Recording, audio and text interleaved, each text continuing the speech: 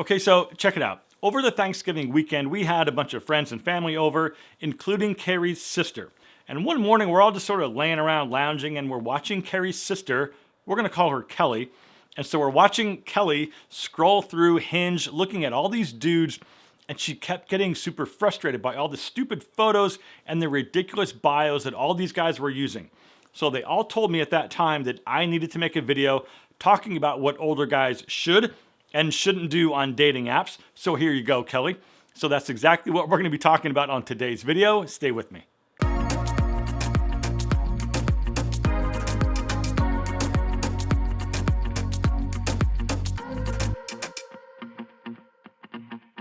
All right, welcome to my channel, and as always, I'm glad that you're here. Okay, really quick though, if you're new here, you might need a little bit of context about who I am. So first of all, welcome. I'm John, and I'm the founder of 40overfashion.com, and I've been creating content since 2014 that's been helping men look better, feel better, and have more confidence. And we cover topics that surround men's lifestyle for grown-ups, like making a great first impression and communication, men's health, and of course, men's style.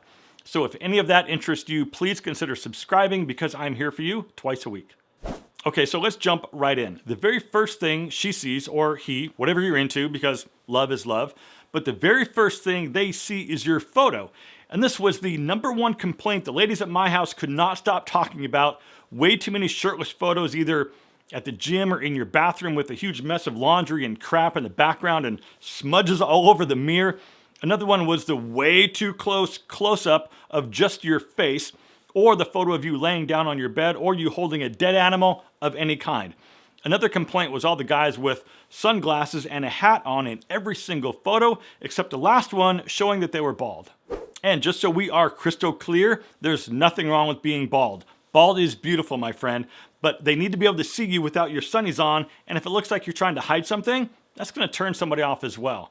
Another complaint was like way too many bro shots with these guys in their 40s looking like frat boys.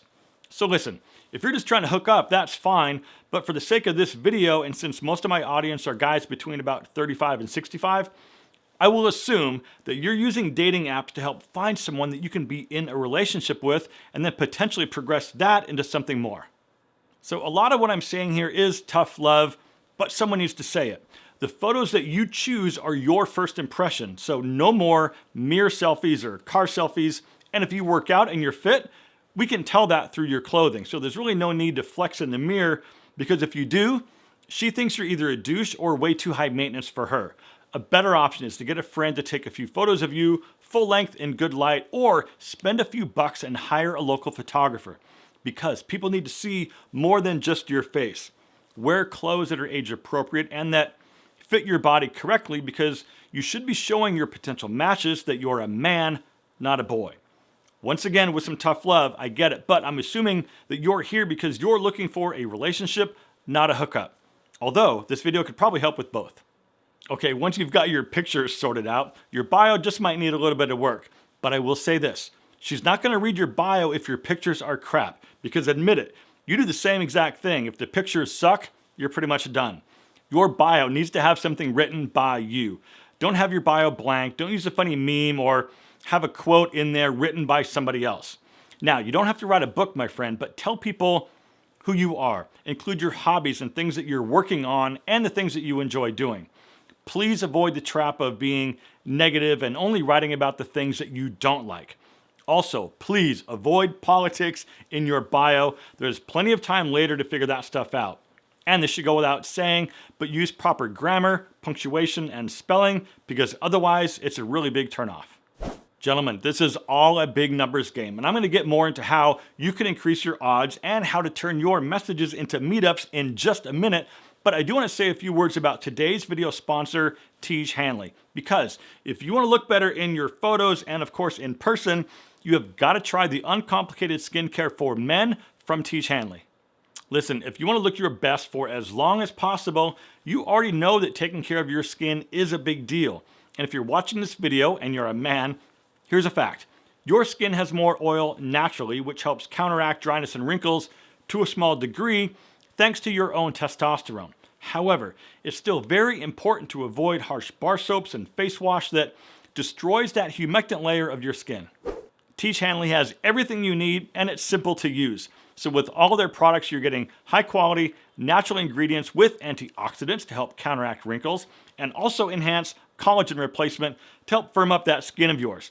Their daily face moisturizer has an SPF 20, so if you're currently not using any sun protection on your face, this is a great way to be good to yourself.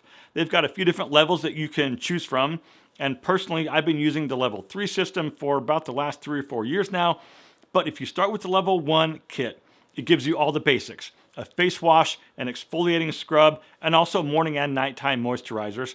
All of that for only 25 bucks. So listen, if you're currently not doing anything right now to help protect the skin on your face, do something about it. Tiege Hanley is giving this audience a great offer. All you got to do is click that special link right down below in the description and go take a look. You have got to give it a try. All right, so like I mentioned a minute ago, this is a numbers game. So if your goal is to meet people, you have to do what you can to stand out, because most guys are not going to take the time or make the effort to take better photos of themselves or work on their bios, but you are. You also have to be patient and understand that the person you just matched with has also matched with like 27 other guys. So at this point, when you send her a message, you're just another one in her inbox who she doesn't know yet, right? And also keep in mind that that person has a life and most likely is not in her inbox every minute of every day.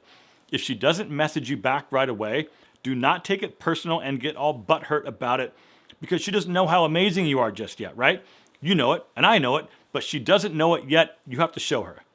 So when you do eventually match and send a message, do not send the one word that all women hate: hey, or how's your week going?